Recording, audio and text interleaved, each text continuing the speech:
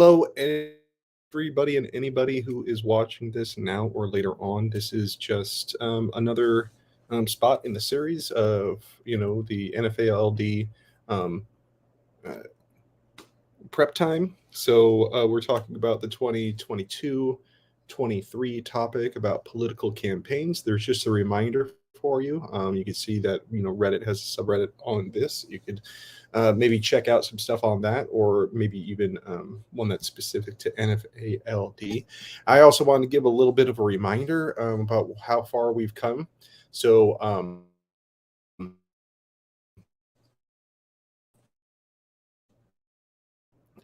we first just these that are being proposed, and now we're getting into like a deep dive on one of them. Whole reason for that one was I wanted to know what that word meant. Like I hate it when I get into debate rounds and people use terms that I'm unfamiliar with. The other stuff, I'm kind of like hoping that I my intuition is good on those, but for this one, I'm like micro targeting. I think I know what that means, but I don't understand what you're doing about it, what the harms are. I wouldn't be able to speak intelligently about it. All right. So we went down on micro targeting. So we divided it up into the different stock issues. Remember, that's how important stock issues are to NFALD, at least according to the rules. If you are, participating in NFALD and abiding by the rules, then that's what you're going for. Oh, I mean, anybody who's watching, let me know how my signal is going. I'm getting a little indication that my signal isn't all that great. Okay. All right. So the stock issues being harms, inherency, solvency, and topicality. Right. And we found a whole lot of stuff really quickly on just a really simple Google search for the harms and getting some ideas about inherency and ideas about solvency. But in general, like we're trying to build out each one of these individual stock issues. Okay. And so the one that so there was one that I really liked, which was called A Lie for You. But the one that kind of gives like a really good overview of it was this law review from Boston University. All right. And so what I wanted to do for this episode was really just carve up this piece of evidence into a bunch of different cards. And so I wanted to let you know that before this episode, I made sure to read it. I even timed myself when I read it, and it took me under 40 minutes. There are about 40 pages, so I'm reading about a minute per page. I'm not the strongest reader in the world. I did not get into any of the footnotes for any of it. So just to let you know, so I'm really only reading half a page. You see up to that line, that break right there with the footnotes. I just like the footnotes are important, and coming back to them in future readings and stuff like that is going to become important. But I just wanted to let you know I'm just doing the actual article itself. And when you get into the next level of analysis, then you go down. Okay. So if we are going to do that, then what we need to have is a source citation, because we're going to be citing this throughout the entire thing. And I'm trying to highlight and everything like that. I'm like, ooh, there's an interesting setting that I haven't come across before, which is where I can't copy things. And so what I did was I downloaded it to see if I got different privileges, and lo and behold, I did. Right. And so here we are. I'm able to highlight things now because I actually downloaded a copy of the PDF for this particular article. And that's a good idea anyway, because now you just have it in your thing. And so instead of like formatting my own citation, I always like going to generators. But there's a really interesting that happened when I went on this EasyBib one, and I entered in the to create a citation. And I entered in the title of the information, microtarget political ads, like that's just the straight up the title, and it did not pop up, but a bunch of other ones did. And so I'm actually gonna kind of scroll through these, just so I'm gonna come back and make sure up until this point right here, where it just goes into buying ads. I don't think. Yeah, I think what those first what is it, like 6 of them? I want to come back and take a look at those, but It looks like it didn't have this one. So, and all I did was I chose a different website. I chose MyBib. You can take a look at that, MyBib. And when I popped it in there it is. Boom. Just like really easy. So now you should just be able to copy that. I'm going to copy that to a clipboard. Okay, and I opened up a new document here. I just call it King 22. That's the last name and the year. I put in the name of the title just to kind of, it gives a little indication about what's happening inside of it. Okay, and so boom, there we go. We got one. Okay, wait, that is incomplete. Like, why don't they have? Oh, ML8. Why is it doesn't have the date? Okay. Anyways, I'm going to add the date, right? So that is 2022. And then what we're going to do is I'm going to put in the parentheses who John King is, and really look at that. It's right here. Wait, I'm on the wrong one. I can't. There we go.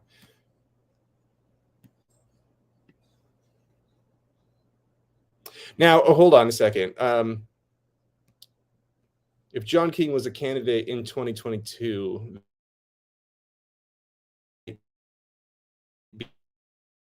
be a lawyer by now, they may.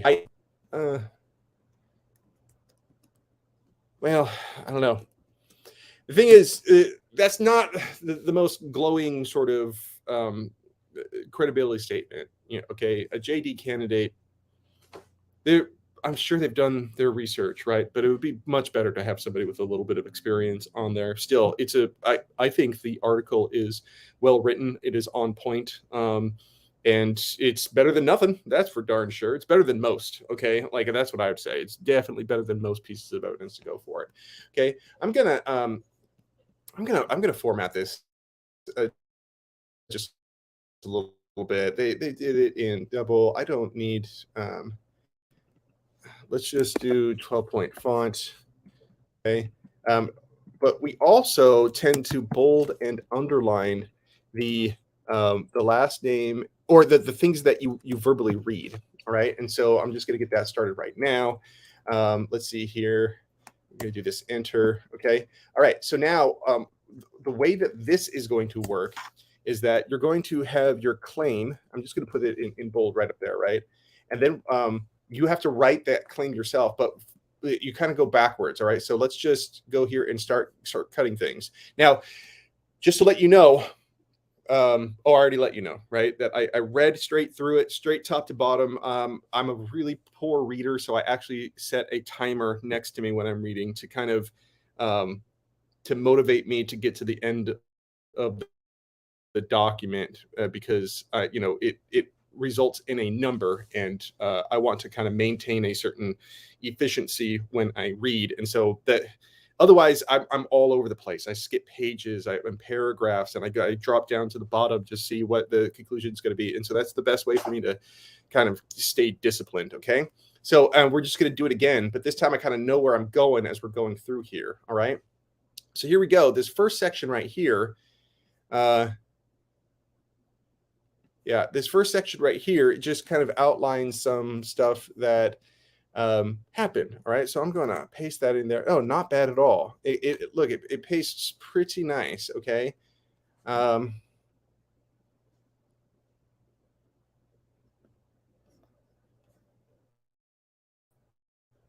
So, okay, you could do any number of things.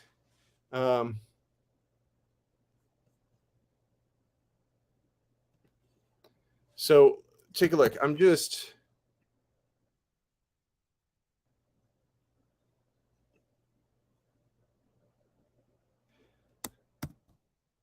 So you don't have to read everything word for word, right?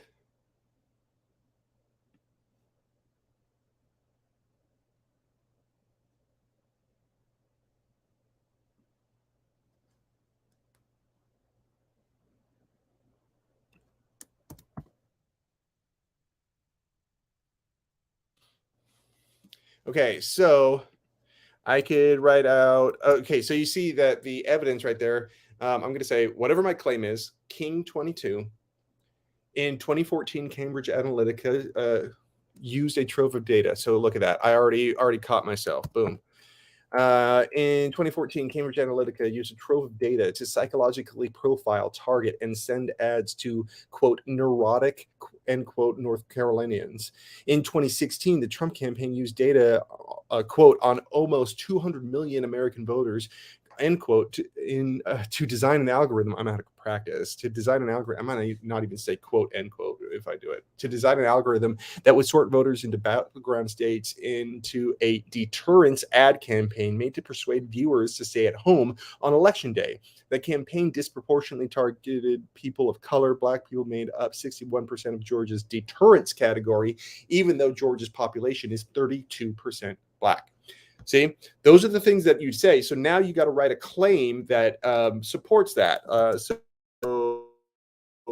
micro targeting. Oh, and I almost forgot. You actually kind of want to start with the stock issue, okay? Or at least that's what I suggest. Listen, if you got a different suggestion, I'm totally down for to hear it. You know what I mean? It's like, so targeting. Okay, micro targeting political ads.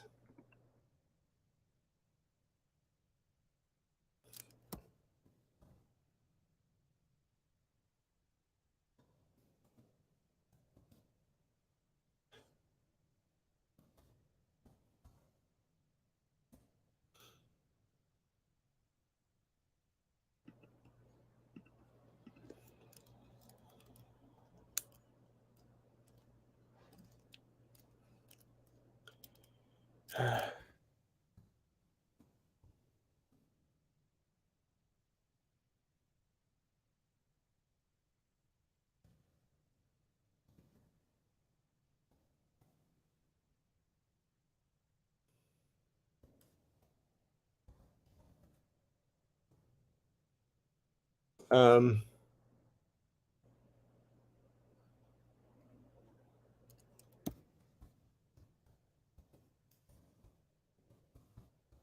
yeah, okay, that's not bad. Not bad. I'm not glowing about it. So my claim is micro targeting political ads to micro-targeting political ads. I wonder if that's the right way to do that. Or micro-targeting political ads disproportionately target people of color and people with mental impairments for disenfranchisement.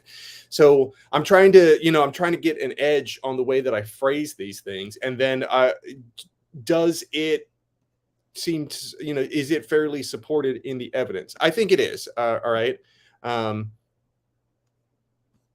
I think like so like I could include uh, more stuff, but I'm trying to keep it concise. All right.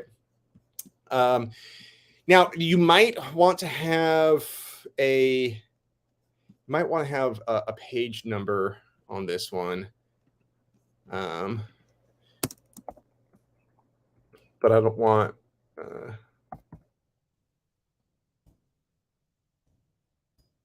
Is 1131? I think. Yeah. All right, there we go. We got our first one. Okay, and so you may never use this in a round ever, maybe. Okay, but you got one, and now you're just moving on. So what I would do is I'm going to just copy that. Boom, move on down. This new page. You're like, screw it. Why mess around, right?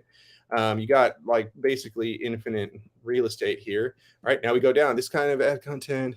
The Daisy Girl advertise. Okay, I don't think that's necessarily specifically. Okay, micro targeting can be. This could be topicality. Um,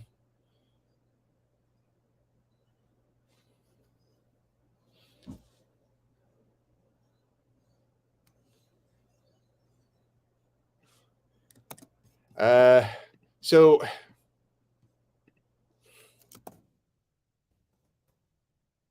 maybe.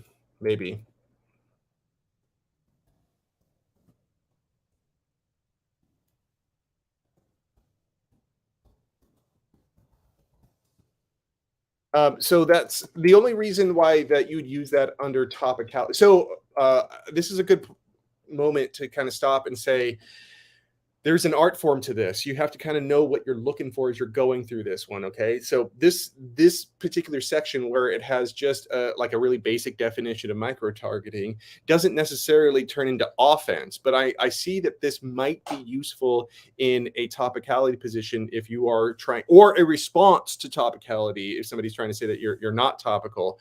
um, it, like we're defining what micro targeting is, and so why it is or is not topical would necessarily need to have some sort of definition of the term itself. So and you might have to come back to it, but I'm just labeling it. I'm just gonna bold it. Okay. um,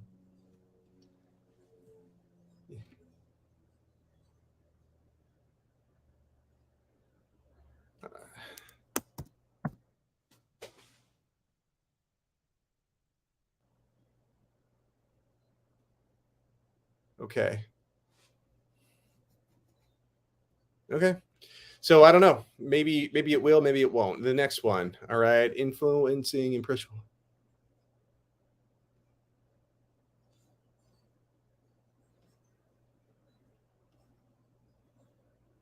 Okay, so this one, like what concerns it? Okay, this one's probably better. Okay, so boom, next one. Micro.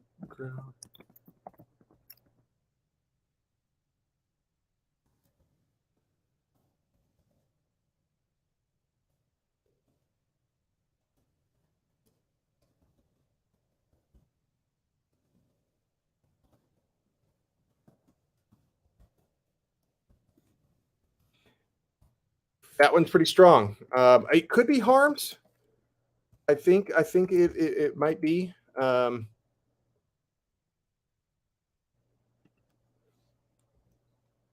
Threat 10. Okay. Boom. Oh, almost forgot. We got to do.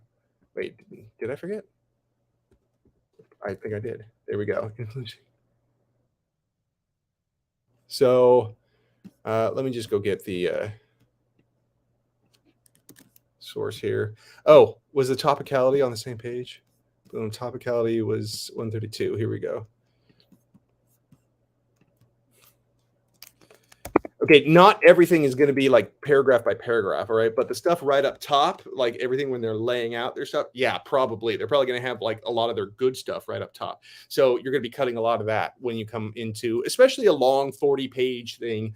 Then not every page is gold, you know what I mean? But the first few pages are really laying out some key things to engage their audience, and you should use those key things to engage your audience in the same way. All right. Okay, so this one is on the same page, but I think it spans into another one. Let's just boom. And I hope everybody knows that all you got to do is when you highlight it, you just so I'm gonna, like, I didn't highlight everything. I do shift and then click, and now I could do command B on U for Mac, or you could do control BU on PC, and just, that's bold and underlined, right? What is concerning, however, is that how, there you go.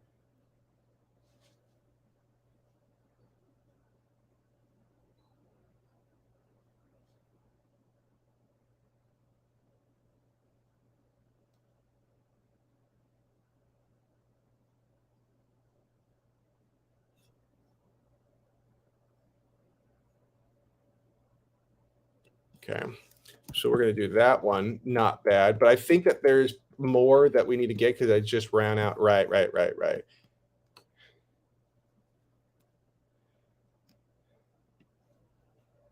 Here we go. And we're going to carve that one up. Boom. This one just goes here. And we're just going to do till 11:33. Uh-huh.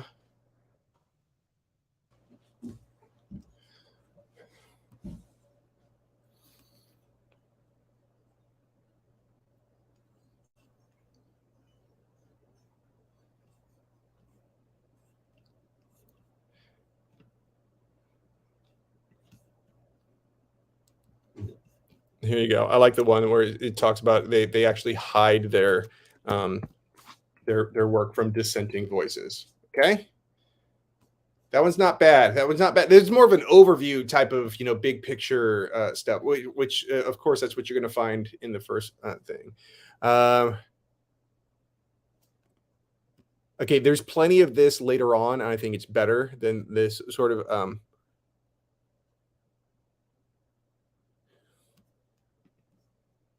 Okay, you know what? I'm actually just going to add that to the previous piece of evidence. Here we go.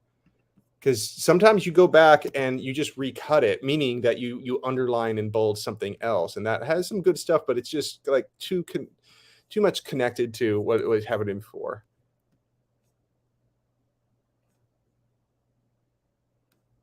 Okay, there's plenty of strict scrutiny stuff later.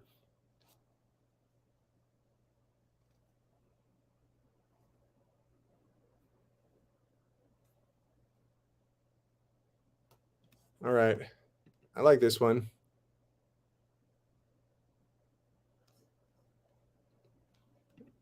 So let's just highlight this whole thing. Oops. Huh. Oh, I think I was on the wrong button. Here we go. No, I was not. Let's just do it. Okay. Boom, boom. Yeah, I'm looking at the empirical studies have shown that micro-targeting political ads contribute to a willingness to deliver messages on wedge issues, uh, disenfranchisement. So, all right, not bad. Let's do it again.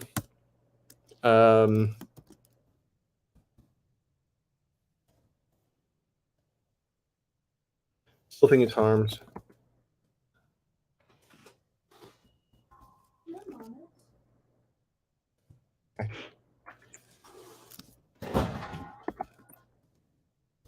Micro-targeting political ads empirically.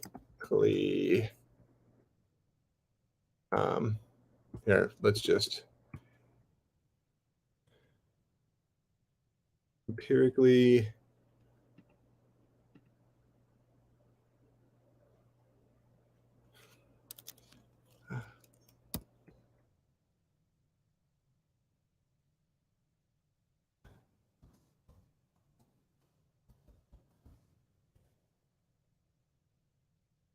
Let's just go with disenfranchised. Let's just go with that one.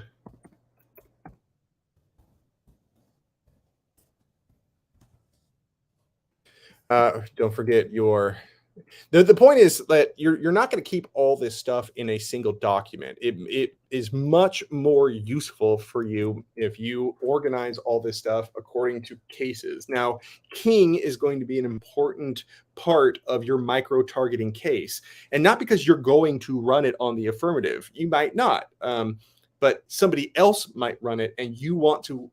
When somebody else runs the micro targeting affirmative on you, you want to be able to pull the negative. Or if you want to build a micro-targeting affirmative, you still have all the negative responses in it. So each case file should have affirmative and negative arguments in it. So like your best organization is case by case.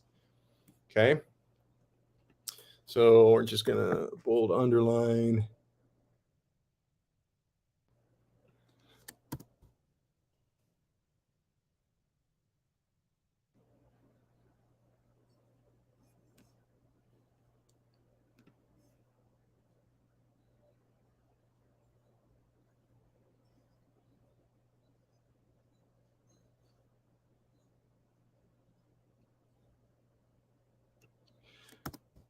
Maybe that's all I'm going for. And I'm now going to add a qualifier that kind of matches up with the evidence. See that?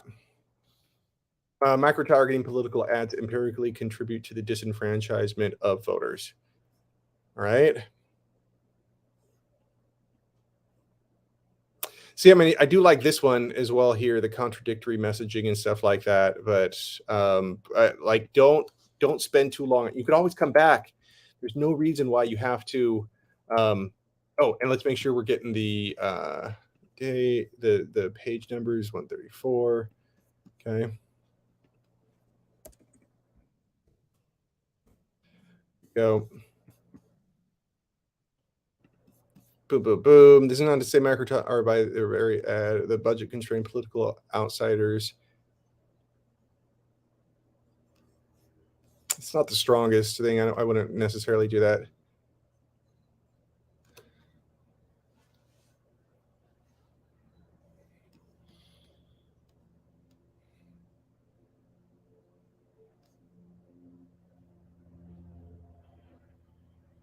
This is inherency right here. Okay. So this is explaining why it's a problem uniquely to the United States. This is not bad at all. Not bad at all. Okay. So we're just going to go right here. Wait, why is it way over there? There we go. Boom. So what I'm saying is, um,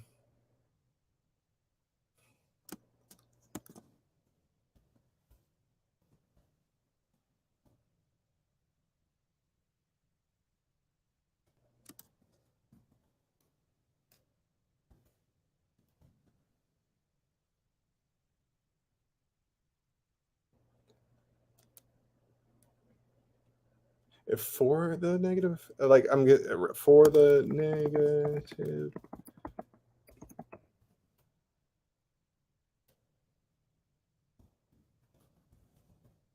Is usually at greater risk for the negative effect of the negative effects. OG.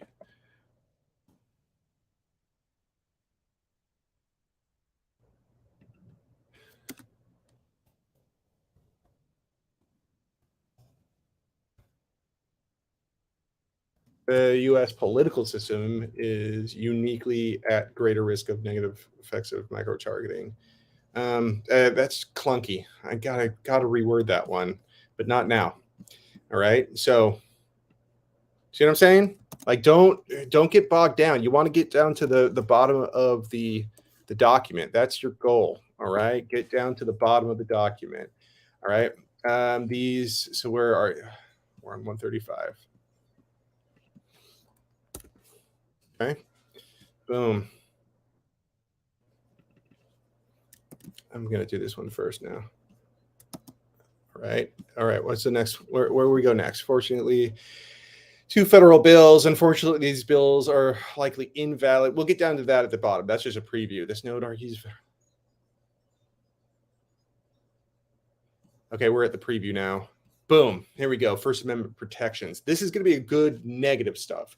All right, because it's going to be a lot of like on case refutation. It's going to be like inherency takeouts. And so what I mean by inherency takeouts is in on this topic in particular, your inherency presses are going to be like constitutional.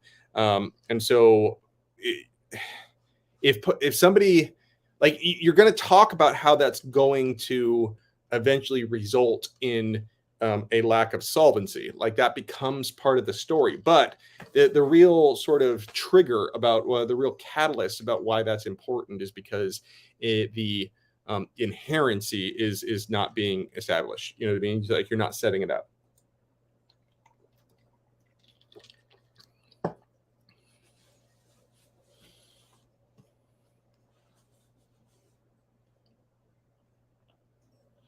Yeah, you know what? This stuff is starting to sound like uniqueness on a disadvantage. Um, yeah, look at this. 3 pivotal questions. Hell yes, I want that. Okay. So, boom. This is just written. I mean, I'm wondering if this guy was in debate because it's written like a debater wrote it. Okay. So, uniqueness. This is on a constitutional disadvantage. All right. So boom, we got second. So now we got to go back. What is this on page? Yeah, 136. Let's just do, we know it's going to be 136, 137, right? 1136 to 1137. uniqueness.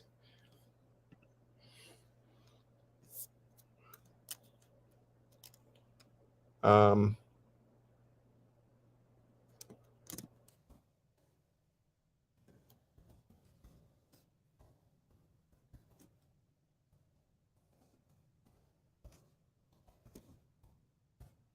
I'm gonna give it a little ellipses. All right. Listen, I kind of make stuff up as I go. It's not like I have a book of rules. But there you go. And third, depending on which level of scrutiny, could the law satisfy it? Okay, so this is perfect uniqueness stuff. It's kind of like setting up the. It's almost like criteria, right? In a debate that you're like, all right, here's the three things that you got to set, and it's like that's. I mean, I took plenty of uh, Supreme Court related courses throughout uh, college. So, like, I took a First Amendment studies course and like government courses and even pre law courses. I was thinking about going into law, and so it was what I noticed after a while was there's a lot of these things where it's kind of like, all right. The Supreme Court established a three-part test that you have to meet in order to, get this ruling versus that ruling.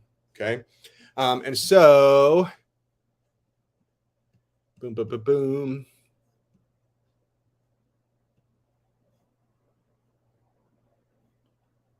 This, so the scrutiny thing is going to be really important.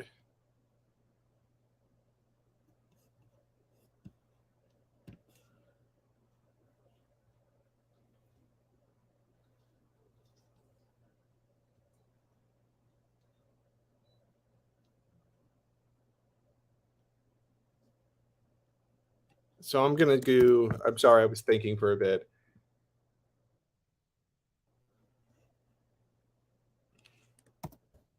Uh,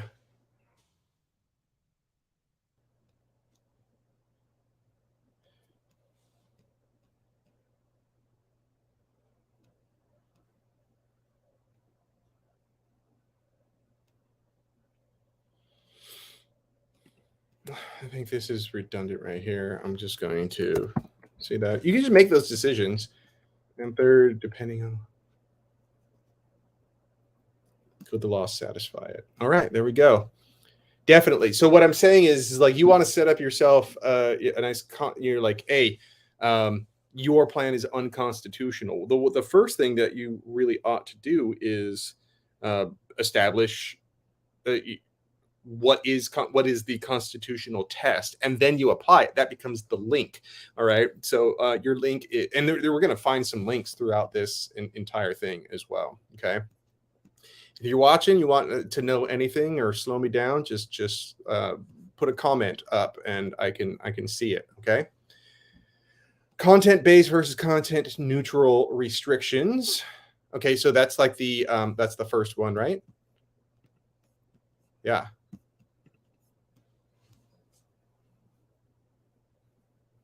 So content based restrictions, the government bears a responsibility for this. Um, I think what I noticed about this one is that there is one that specifically talks about political speech. So let's get this on our document here. Okay.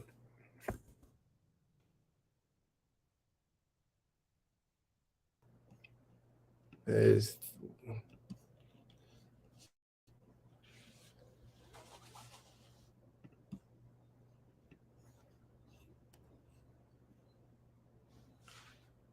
so I'm just gonna collect this whole thing and treat this as its own card that could probably be applied a bunch of different ways because you want to establish. So this is like an extension for. Oh, it'd be really good in rebuttals as well.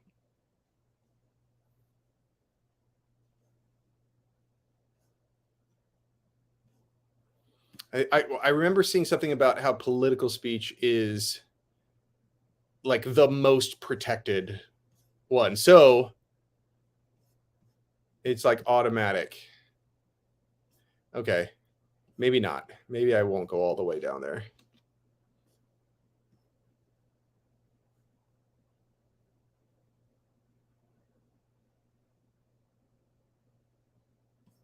I could do that one though.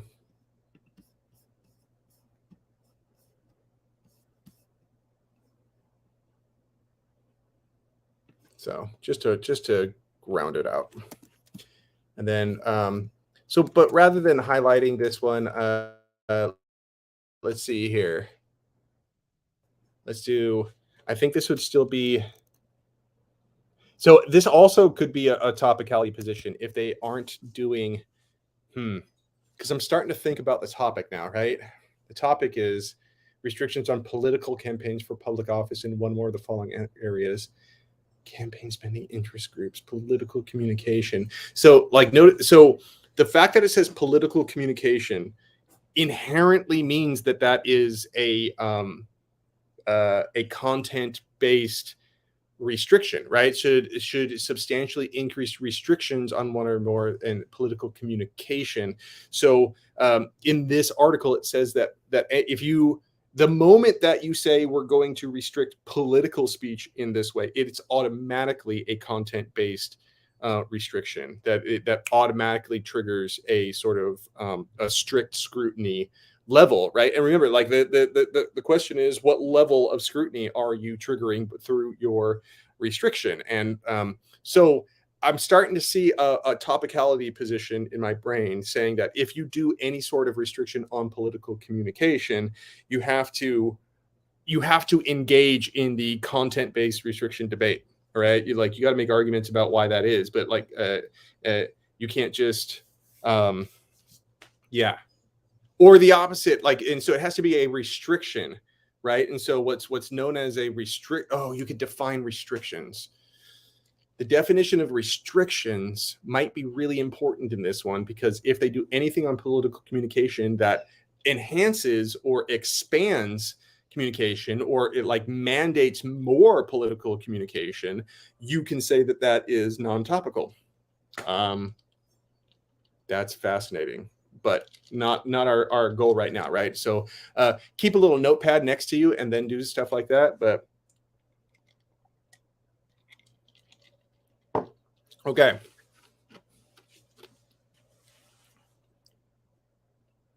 So I'm going to say uniqueness for right now.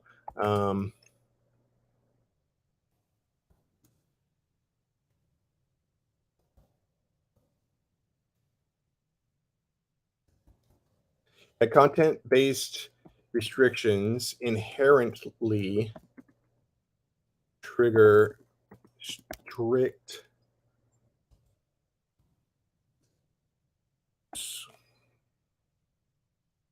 scrutiny from the Supreme Court. I think that one could be written a little bit better, probably including something about the First Amendment. Okay.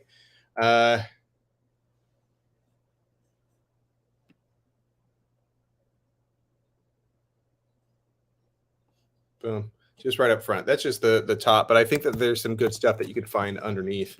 That's why I included a bunch of it. And so, okay.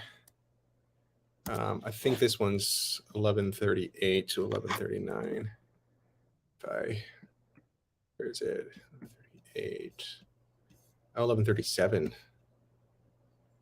Yeah. Okay.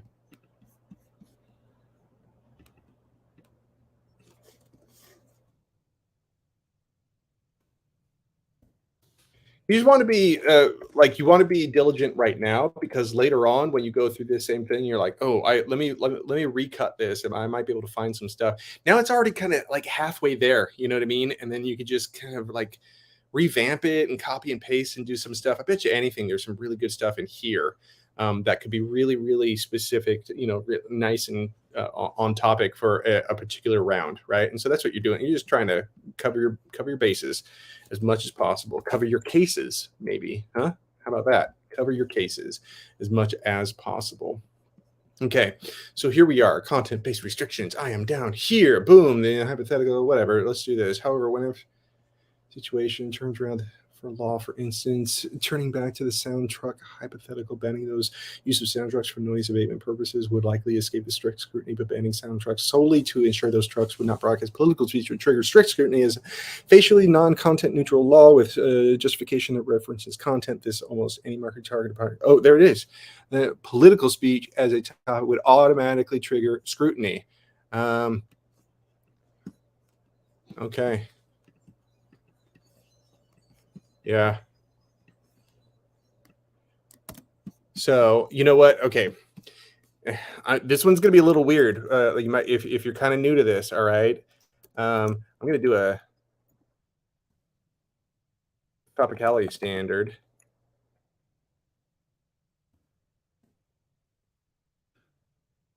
So this is going to be um,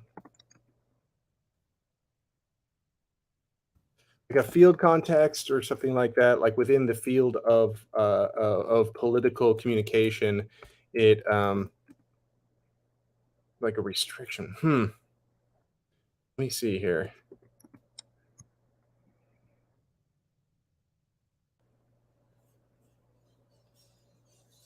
See, this is what I'm going for right here.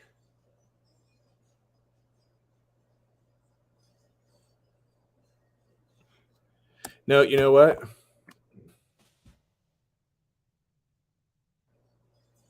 It's still uniqueness, but like I want to keep that. You know what? I'm going to keep that little. It's still uniqueness, but I'm just going to do a little note right there. Topicality standard. Mm-hmm. Huh.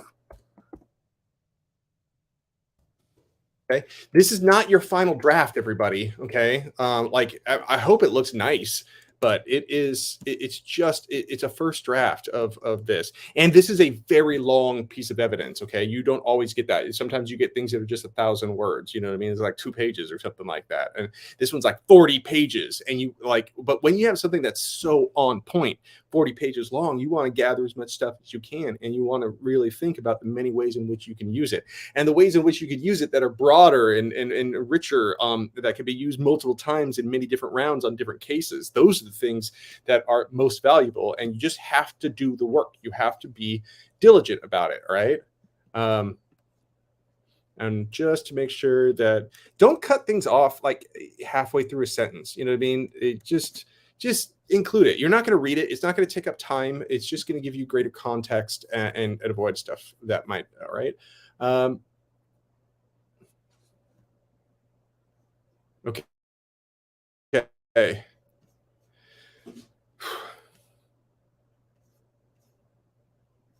I think I might leave it here because we're getting into 45 minutes and I'm doing like the same thing over and over again, right? But the point I'm trying to make here is that I am looking and I'm keeping an eye out for stock issues, the affirmative stock issues of harms, inherency, solvency, and topicality, but also for disadvantages. So the uniqueness, the link, the internal link, and the impacts. Okay, as well as the topicality stock issues, which are standards, violations, counter definitions, and impacts as well. Okay, so all of these things are potential, like great ways to like get potentially really good affirmative or really good negative information at the same time. And as you can see, I'm trying to be really disciplined, just going top to bottom. And so by the time I'm done with that, I know that I probably have all the best stuff already cut. I might just have to like rework the claim or sort of choose a different way of underlining and bolding about what I'm going to read. But that becomes, easy work because it's already formatted and in your possession. All right. Okay. So I'm going to do a little bit more work on this between now and the next time that I have prep time. And the work that I'm going to do is make sure I get to the bottom of this, but I'm also going to be thinking about how I would put together an affirmative. So the next one I want to do is it more than just collecting evidence, but actually sort of arranging stuff in an organization for a first affirmative constructive, maybe even doing a demo of it. All right. So, hey, if you got any recommendations, got any suggestions, you see a mistake I made, you like throw that in the comments, everybody. Okay. But if you want to join me on prep time, make sure that you subscribe so you get notifications about when I'm starting. Okay, because it's the timing's been kind of random. Tuesdays and Thursdays are looking pretty good, but I also might squeeze one in over the weekend. All right. Okay. Until I see you next time, not sure when that's going to be. Probably Tuesday morning. Um, uh, Let me hear from you. All right. I'll see you later.